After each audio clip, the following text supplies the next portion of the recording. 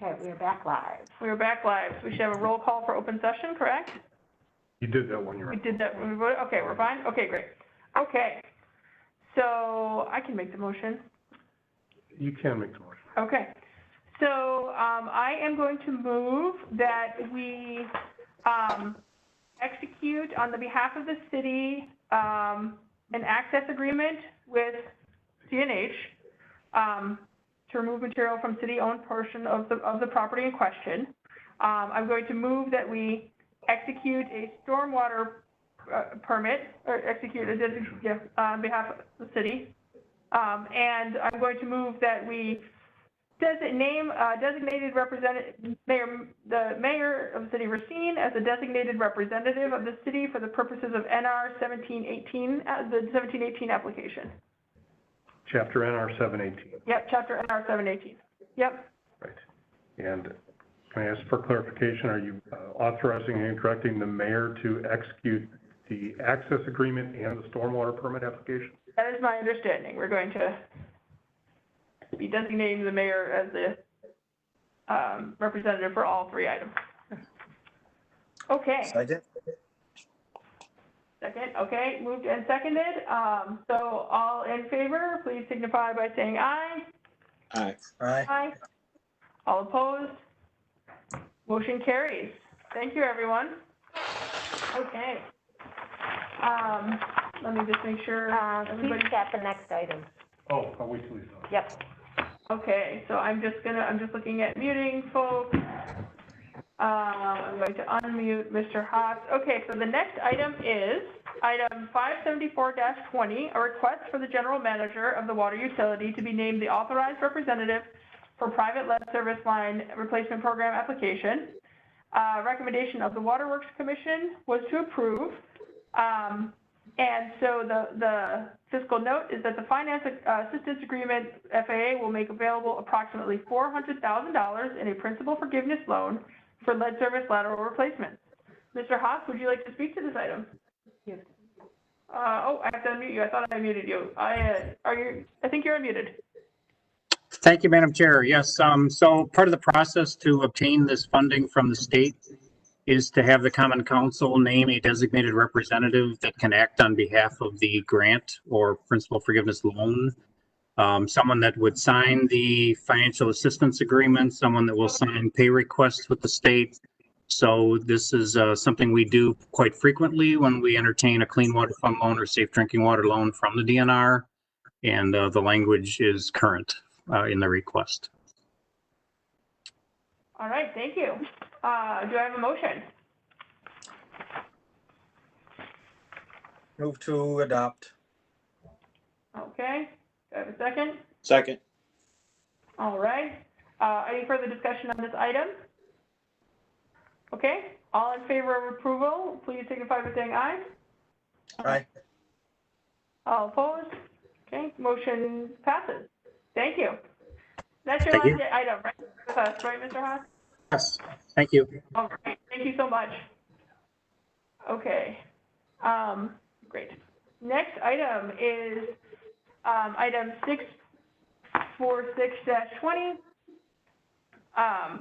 Communication sponsored by the chair, presenting a request on behalf of the assessor's office to acquire a computer-assisted mass appraisal or CAMA software. Staff recommendation is to approve this software. Fiscal note, funds for this expenditure are available in the 2021 capital plan. However, due to timing concerns, that full implementation of the software must be complete by October 1st, 2021. We would like to ask to enter into a contract in the last quarter of 2020 so that the work can begin right after the budget is passed in November 2020. Payments will not be made to the vendor until after the 2021 budget is passed. Okay, so who's speaking to this? Let's have Bill Bowers go first. Okay, Mr. Bowers, I'm going to unmute you now. Thank you, Madam Chair. This proposal is one that we've been looking at for some time. It will upgrade the assessor's office ability to do the assessments via a computer-assisted mass appraisal program, which will be a significant time saver and will increase the accuracy of assessments in the first round evaluation significantly. The computer-assisted mass appraisal program allows the statistical analysis of virtually all the properties at one time rather than having staff have to do that first round of valuation, thereby freeing up a lot of staff time and considerable more efficiency in this type of operation. This is what the vast majority of assessment districts do. The CAMA, or computer assisted mass appraisal, is the benchmark standard for doing appraisal, especially in a municipality of this size with such a diverse base of parcels and property types. This particular software, there's 1,800 taxing districts, 1,852 in the state, and this particular software is used by more than 1,200. So it is one that integrates wonderfully with the software around the state, with the Department of Revenue, and also can integrate with the Racine County software, so that it has a lot of advantages. It is a company that's in Wisconsin, so we wouldn't have the issues of having to get an out-of-state vendor and deal with any issues with support and training and that sort of thing. And it's well respected within the assessment community. The good news is you can call up many municipalities and they've used it for years, so it's kind of a proven track record. Thank you, sir. Thank you. Okay, do I have a motion on this item? Alder Tate, do you have a question before we make a motion? Yes. Yes. Please proceed. So, Director Bowers, you mentioned, increasing accuracy. I'm curious as to know how this would affect property owners that feel like or how would this ultimately play out for property owners that feel like their houses are overassessed or underassessed in comparison to relatively similar properties in relatively close proximity? Oh, I'm sorry. I'm going to unmute you, Mr. Bauer. Sorry about that. Please I'm proceed. sorry.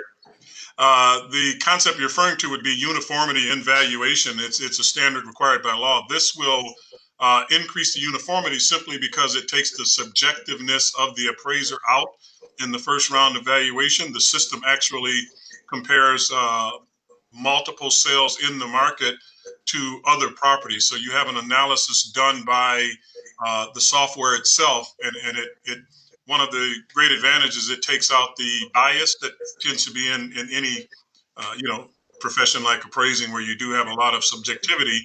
In that first round, it will be taken out, and it manages a lot more data to determine what a house is worth. So, the assessor can look at 7 or 8 things. We'll look at the size of it, the lot size, location, quality.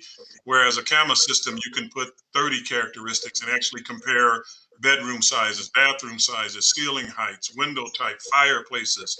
And so you can manage a lot more of the characteristics that drive the value in a shorter amount of time. So that accuracy and uniformity would get substantially better. Now, the appraiser would, if there's an issue, we still do the appeals individually by the assessor, but in the first round valuation, it should substantially increase the uniformity across the property type. Okay, that's good to know as far as removing a bit of that bias. I guess, as we talk about the data that the CAMA application is, or that the software is using, part of my concern is when we kind of bring in these systems that will take existing data, that existing data also may be biased, therefore creating a biased app that's operating, or at least, as you mentioned, there's some subjectivity in there. So I guess, can you tell us about this particular software that works to mitigate or, decrease its responsiveness to taking in otherwise subjective data? You mentioned, window heights, room sizes, and all that stuff.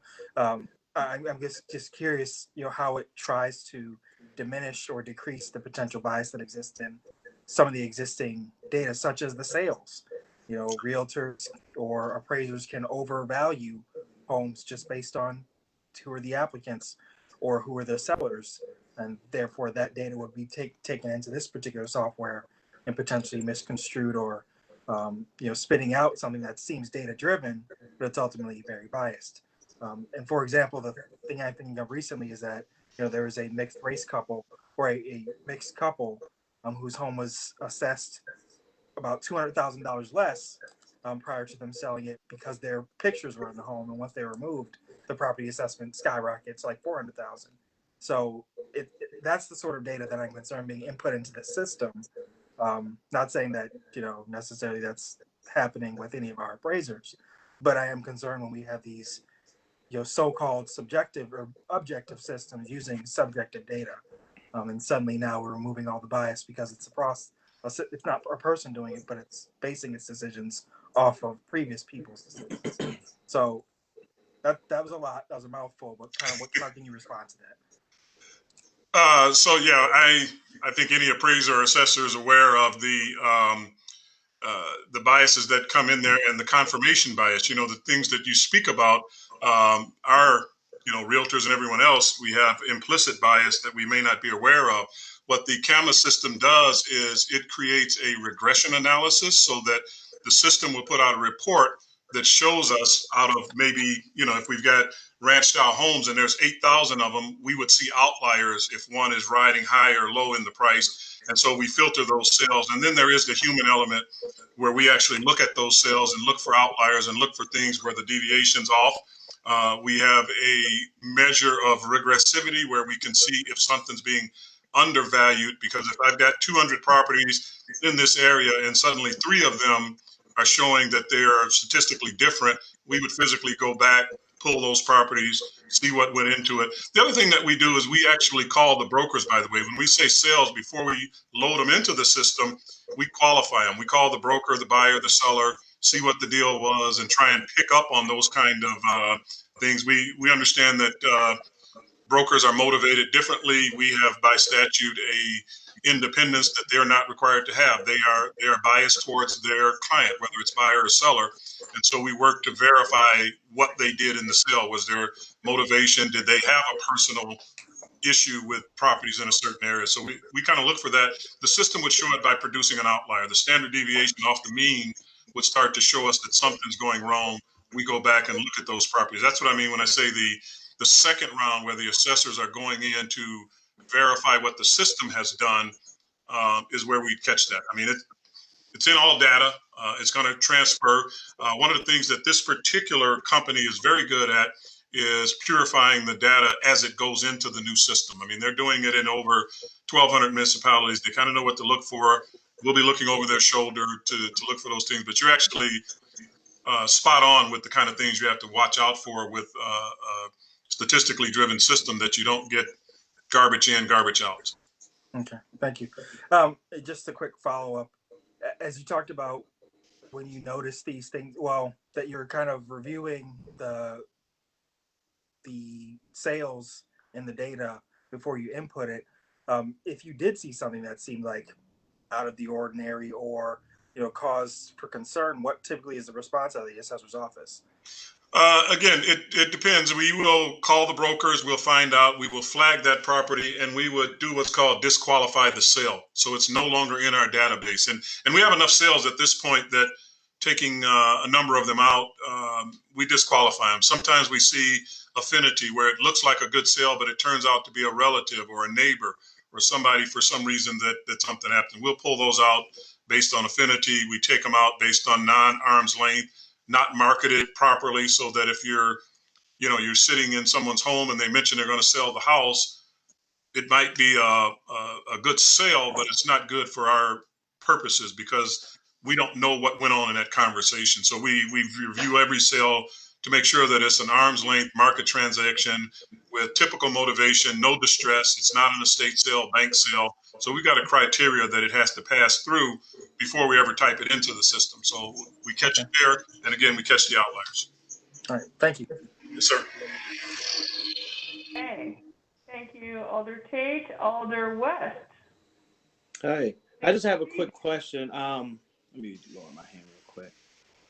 How will you filter out those homes that are going, let's just say for an example, 10,000 over asking price? I know I was involved in a situation about 2 years ago where these properties are going for way more than what they're assessed at because of the market. So, how will you be able to filter out that type of information to get concrete, legit information?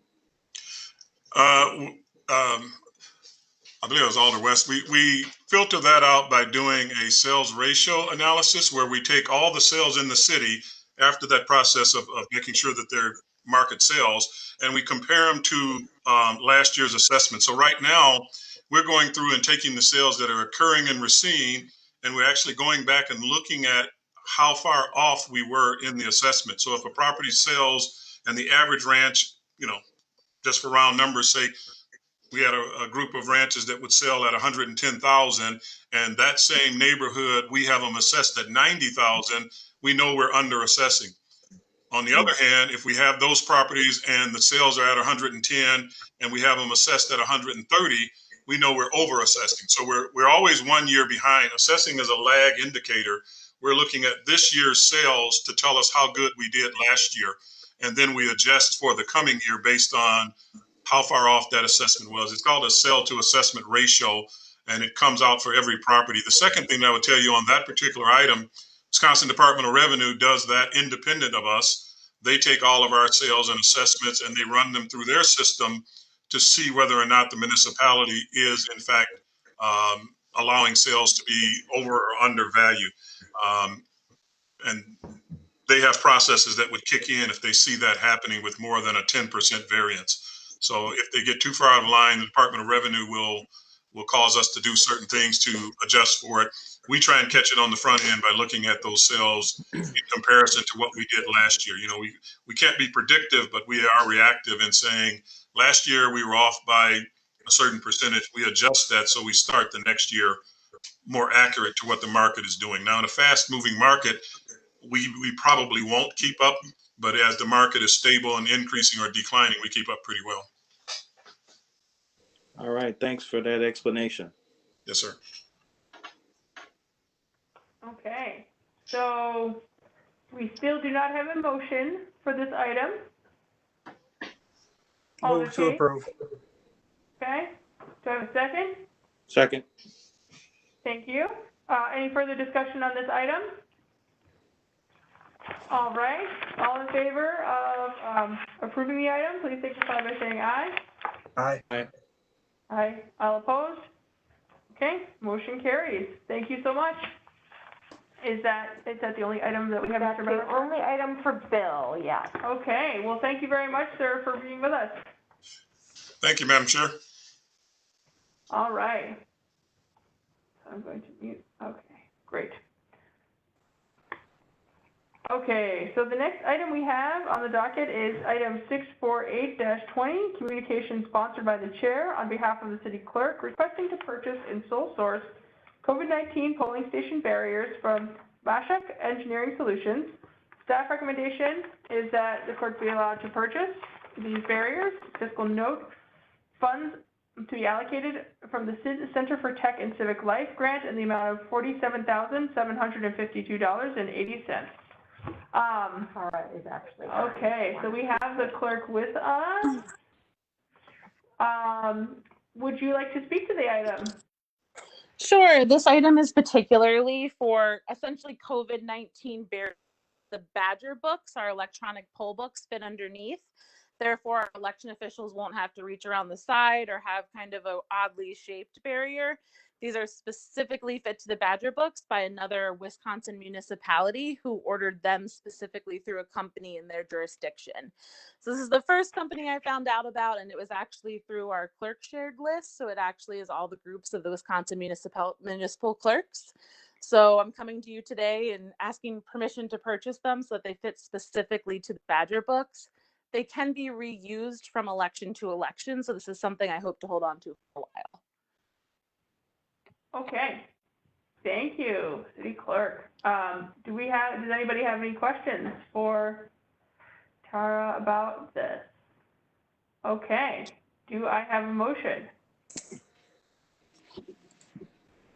Move to approve. Okay. Do I have a second? I'm just trying to get a pic. I see that there's a photo attached, but I'm having a hard time seeing it, so I can't. I'm just trying to give me a moment to. Okay, no problem. Yeah, there is. Yep. If you have trouble loading it, it is a pretty generic looking type of plexiglass, and it has red, white, and blue. The picture, it almost looks like it's red, white, and blue, smaller PVC pipes, with essentially something that secures it to the table in two leg-like stands. So it essentially is created for that, but with a bigger hole on the bottom for the Badger books. Now, it was mentioned about passing it back and forth. Yeah, so right now when it comes to pens and things like that, we weren't going to be able to have a plexiglass shield because I couldn't find plexiglass that the Badger books fit underneath because they're stands with kind of a computer tablet on top. So these are specifically with that size to not have to essentially reach around any sort of plexiglass to turn the screen. Okay. All right. Second. Okay. Any further discussion on this item, having a motion and a second? Okay, all in favor, please signify by saying aye. Aye. Aye. All opposed? Aye. Okay. All right, motion, so that was an aye for, not against, right, Alder Tate? Yeah, it was aye. Okay, okay, just checking, it was that, okay. Motion carries, thank you. Okay, so next item is item 608-20, communication sponsored by the chair on behalf of the purchasing agent, requesting permission to purchase 2 Fast Fare Revolutionary Fare boxes. Staff recommendation is to approve the purchase of these items at their price of $16,692.56 per fare box. Fiscal note, funding for this equipment is available in account 602-820-5731-0820004 transit equipment vehicle. So do we have? This would be mine. Okay. So our purchasing agent, do you have, I'm going to unmute you now to speak to the item. Thank you. Earlier this year, council approved the purchase of 2 additional diesel buses. So this is just part of the equipment that's needed to collect fare. Okay, so this is specific for those diesel buses that were approved. Okay. All right, any further questions? Are there any questions from anyone on the committee? Okay. Do I have a motion? I have a quick question. What's the particular benefit of this this fare box as opposed to the previous ones that have been in the older buses? So these are a little bit more upgraded. These will be so that we can collect with the phones and we can use credit card down the road. So just the upgraded model of the Odyssey that we purchased earlier this year. Okay. All right. It's honestly been a while since I've been on a bus, so I'm not sure what sort of fares. Yeah, so now this is just the newer model, which is good to have in case we want to make an app for them to pay with it. Okay. No, I'm looking at the attachment. It's quite, I'm impressed. Yeah. All right, thank you. Okay, so do I have a motion? Yeah, move to approve. Do I have a second? Great, thank you. Okay, all in favor of approval, please signify by saying aye. Aye. All opposed? Okay, motion carries. Whew. All right, next item, communication is 609-20, communication sponsored by the chair on behalf of the purchasing agent, submitting bid results of official notice number 8, 2020 janitorial services, parks, recreation, and cultural services. Staff recommendation is to approve the 2-year contract for official notice number 8-2020 janitorial services be awarded to CleanCo Racine Incorporated at their bid price of $283,835.91, they being the lowest responsible bidder. Funding for this project is available in several accounts as listed. Do I have any questions on this item? Would you, or actually, the purchasing agent, would you like to speak to the item before we move forward? Monica? No. Okay, Alder Tate, you have a question? I do, thank you. What was our expenditures for cleaning services for Parks and Rec last year? It wasn't bid out since 2017. So, and the price is actually just a little bit higher. It's not a lot. I want to say it raised probably around 3,000 to 4,000. Was the reason for that because we had a agreement with an extension with the previous vendor, or what was the purpose? So with this one, I had to rebid it out. Christensen Enterprise had this contract, and they got bought out by CleanCo. So I had to rebid this out. Okay. And they still came in at the best number, huh? Correct. Okay. All right. Then move to approve. Second. Okay, do I have a second? Second. All right, any further discussion on this item? Seeing none, all in favor, please signify by saying aye. Aye. Aye. Opposed? Motion carries. Thank you. Next item is item 610-20, communication sponsored by the chair on behalf of the purchasing agent, submitting bid results of official notice number 7-2020, janitorial services building complex. Staff recommendation is to approve the 2-year contract for official notice number 7-2020, janitorial services be awarded to CleanCo Racine Incorporated at their bid price of $303,225, they being the lowest responsible bidder. Fiscal note, funding for this project is available in the accounts as listed. Okay. Does the purchasing agent have want to speak to the item? No. Okay. Alder Tate, you are recognized. Oh, my hand was up from last time. Sorry. Okay. All right. So do I have a motion on this item? Move to approve. Okay. I'll second it just for, funsies. Does anybody have any further discussion or questions on this item? Okay, all in favor, please signify by saying aye. Aye. Aye. Aye. All opposed? Motion carries. Great. Is this the last item for? This is the last item for Monica. Okay, thank you, Monica. We appreciate your help. All right. Narrowing things down. Okay.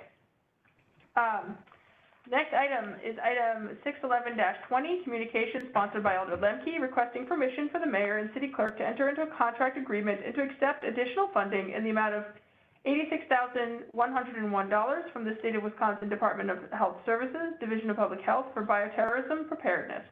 The funds will be used to enhance Wisconsin's ability to rapidly mobilize, surge, and respond to public health emergencies identified by the CDC. Grant control numbers, grant bioterrorism preparedness CRI for $23,000.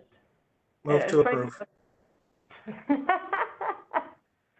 I'm trying to read for the people. Okay, we have a motion and a second. So, are there any further discussion on this item? Okay. All in favor? Aye. Aye. All opposed? Motion carries. Okay. So that was Cody. Thank you, Cody. Thank you, Cody. I was gonna let him talk.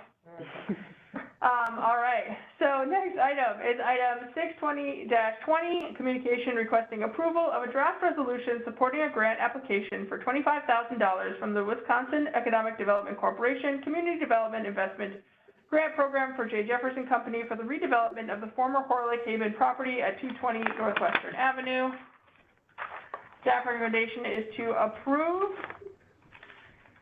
Fiscal note, the grant control number is 00340. The grant does not require a local match, but does require a local resolution of support. So, is there anybody here to speak to this item? Jeff Town. Okay, so Mr. Town, would you like to speak to this item? Sure. This is just the typical procedure when we apply for a CDI grant is to come through committee and council with a draft resolution authorizing us to jointly apply with Jay Jeffers and company to for this $250,000 grant that will go towards the development and construction at the Horlick Haven property on Northwestern Avenue. Okay, great.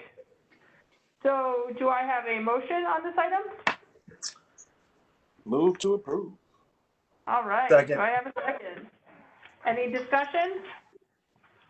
Okay, all in favor, please signify by saying aye. Aye. Opposed? Motion carries. Thank you, Mr. Townsend. Excellent. Thank you. Town, I'm sorry. That's fine. Thanks. Okay. Let me get back to my agenda here. All right, next item is item 614-20, communication sponsored by the chair on behalf of the city attorney's office, submitting a claim of Patricia Ann Chappell for consideration for disallowance. Staff recommendation that the claim be disallowed. Mr. Attorney, would you like to speak to the item? Yes, ma'am, thank you. The claim of Patricia Chappell who lives at 10 McKinley Avenue, filed a claim for reimbursement based on damage to her basement in the amount of $10,204 after there was an alleged sewer backup that occurred on May 17th, 2020.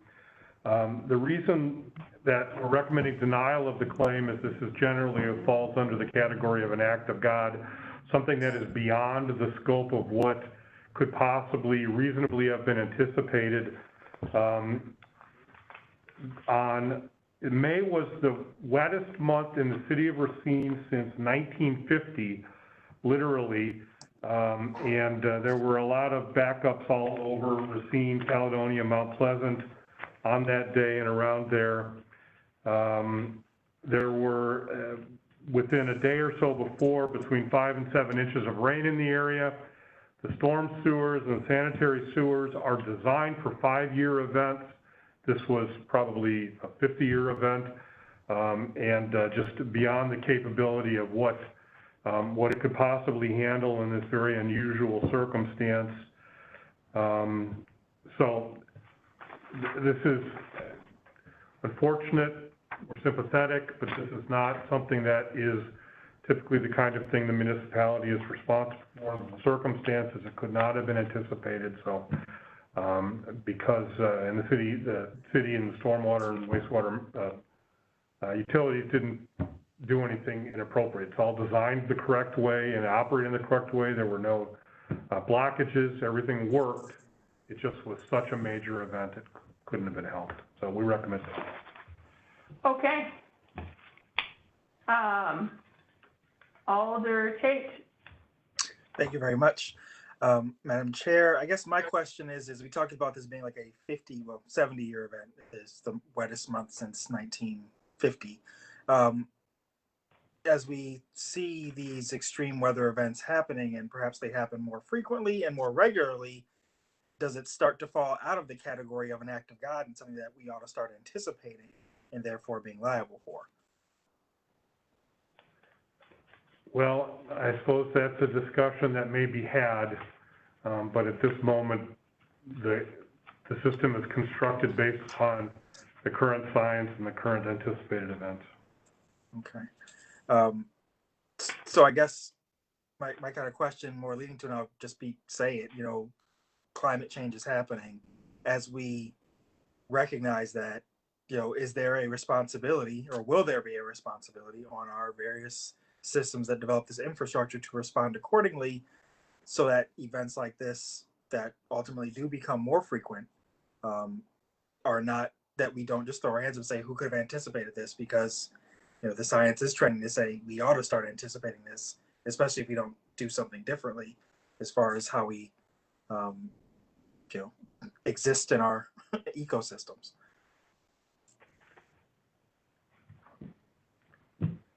Well, that's, as I say, that's probably a policy discussion to have moving forward, but at this moment, this is what we. Okay. Thank you. Thank you, sir. Do I have a motion? Hmm.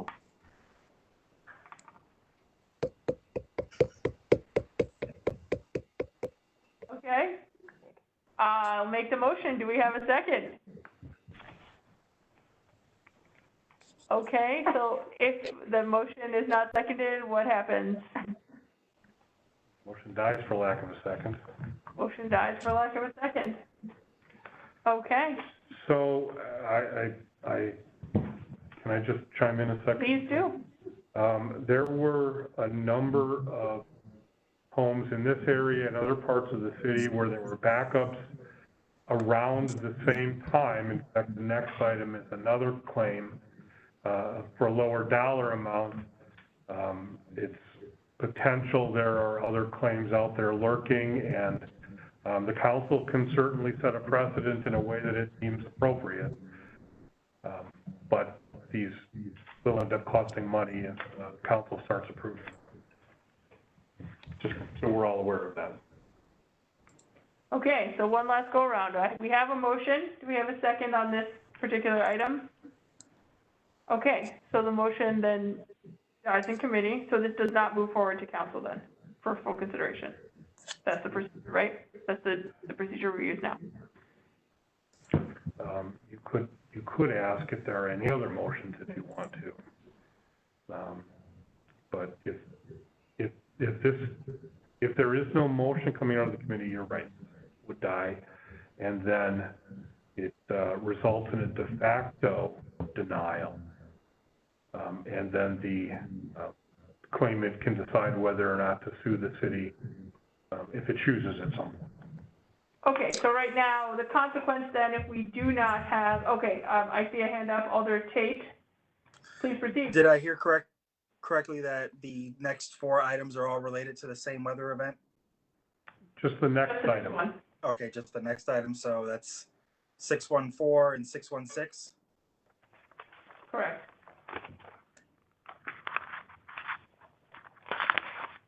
So the consequence of this is a de facto disallowal.